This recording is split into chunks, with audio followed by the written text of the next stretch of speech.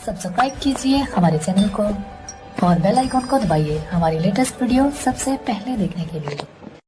और जो मैं अब नज़म आपके सामने पेश करने वाला हूँ वो एक बेटे के जज्बात हैं अपने बाप के लिए।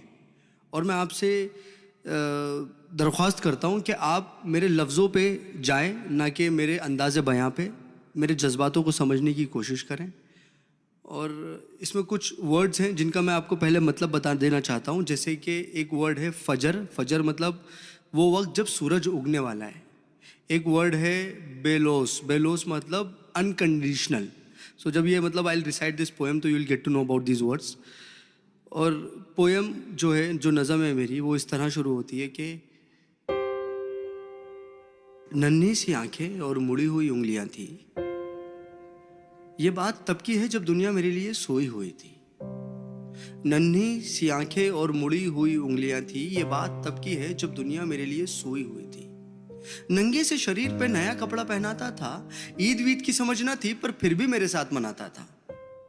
घर में खाने के वांदे थे पर एफडी में पैसा जुड़ रहा था। और उसके खुद के सपने अधूरे थे पर मेरे लिए बुन रहा था। ये बात तब की थी जब दुनिया मेरे लिए सोई हुई थी। वक्त कटा, साल बढ़ा पर तब भी सब अनजान था। मैं फिर भी उसकी जान था। बिस्तर को गीला करना हो या फिर रातों को रोना, एक बाप ही था जिससे छीना मैंने उसका सोना था। सुबह फजर तक गोदों में खिलाता, झूलों में हिलाता, फिर दिन में कमाता, शाम में चला आता। कभी खुद से परेशान, कभी दुनिया का सताया था। एक बाप ही था जिसने मुझे रोते हुए हंसाया था। अल्फाजों से तो गूंगा था मैं, पर वो मेरे इशारे समझ रहा था। मैं खुद इस बात से हैरान हूं आज कि कल वो मुझे किस तरह पढ़ रहा था।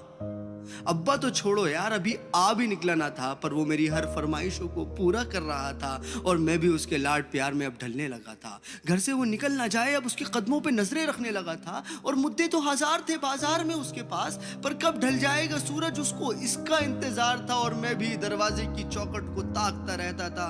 जब होती थी दस्तक तो वॉकर से झांकता रहता था। देख के उसकी शक्ल में दूर से चिल्लाता था। जो भी इशारे मुझे आते थे उससे उसे अपने करीब बुलाता था। वो भी छोड़ छाड़ के सब कुछ मुझे सीने से लगाता था। कभी हवा में उछालता था, कभी करतब दिखाता था मेरी एक मुस्कान के लिए। कभी हाथी कभी घोड़ा बन जाता था और सो सकूं रात भर सुकून के साथ। इसीलिए पूरी रात एक करवट में गुजारता था। इसीलिए पूरी रात एक करवट में गुजारता था। पर वो बचपन शायद अब सो चुका था और मैं जवानी की दहलीज में कदम रखने लगा था। उसकी कुर्बानी को उसका फर्ज समझने लगा था। चाहे वो फिर खुद बिना पंखे के सोना हो, या मुझे हवा में सुलाना, या फिर ईद का वो खुद पुराना कपड़ा पहनना हो और मुझे नया पहनाना, या तपते हुए बुखार में वो ठंडे माथे पे रखी हुई पट्टियां हो, या मेरी हर जिद के आगे झुक जाना। वो बचपन था, वो गुजर गया। वो रिश्ता था, वो सिकुड़ गया। और मैं उस कुर्बानी के बोझ को उठा नहीं पाया। इसीलिए वो शहर में कहीं दूर छोड़ आया। नया शहर था। नए शहर की हवा मुझ पे चढ़ने लगी थी।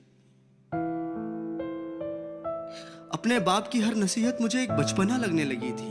काम जो मिल गया था, पैसा जो आने लगा था, क्या जरूरत है बाप को, ये सोच मुझ में पलने लगी थी। और उधर मेरा बाप बेचैन था मेरी याद में कि कुछ रोज तो घर आजा बेटा, बस यही था उसकी फरियाद में। और मैं उससे हिसाब लेने लगा था जो दुनिया का कर्जदार बन चुका था। क्या जरूरत है तुम्हें अब्बू इतने पैसे की, अब ये सवाल करने लगा था। अब घड़ी का कांटा फिर पलट चुका था। कल तक मैं किसी का बेटा था, आज किसी का बाप बन चुका था। और हसरतों का स्वेटर मैं भी बुनने लगा था। कल क्या करेगा मेरा बेटा, मैं भी यही सोचने लगा था। अब दुनिया में ना उससे कोई आगे था, ना कोई अपना था, सब पराया था, बस वही एक सपना था। तब मुझ में एक जज्बात उमड़ने लगा था, जिस जज्बात से मैं हमेशा अनजान था कि कल क्या गुजरी होगी मेरे बाप पे। अब मुझे ये समझ आने लगा था। बेलोस मोहब्बत की मूरत होता है बाप। जो लफ्जों में ना बुना जाए और कलमों से जो ना लिखा जाए, वो होता है बाप। जो रोते हुए को हंसा दे और खुद को माजूर बना के तुम्हें खड़ा कर दे, वो होता है बाप। और ये एक मैसेज पूरी आवाम के लिए कि एक रोज तुम्हें एहसास जरूर होगा कि मसरूफ तुम थे, उम्र दराज वो होगा।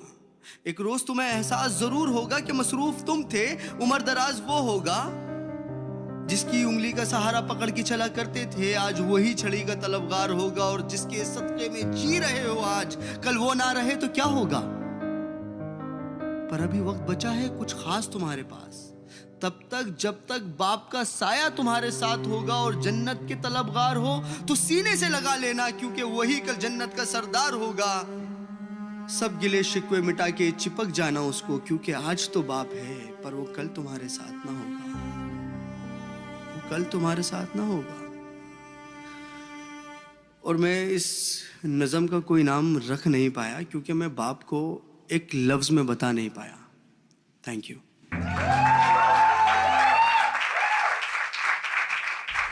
सब्सक्राइब कीजिए हमारे चैनल को और बेल आइकॉन को दबाइए हमारी लेटेस्ट वीडियो सबसे पहले देखने के लिए।